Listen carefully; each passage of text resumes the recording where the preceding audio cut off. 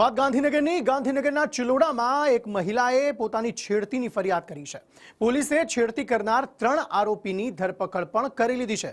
ફરિયાદી પક્ષના લોકોએ આરોપીના ઘર પર હુમલો કર્યો હતો। ગામમાં 2 જૂથના લોકો આ મામલે સામે આવી ગયા હતા। અત્યાર સુધી આ મામલામાં 10 લોકોની ધરપકડ કરી લેવામાં આવી છે। પોલીસે છેડતી અને રાયોટિંગનો ગુનો દાખલ કર્યો છે અને વધુ તપાસ હાથ ધરાઈ છે। छेड़तीनी बनाव था 3 वाग्यानी आसपास एक गाड़ी उभेली थी। गाड़ी अंदर एक लेडीज फीडिंग करती थी एनी नानी बच्ची।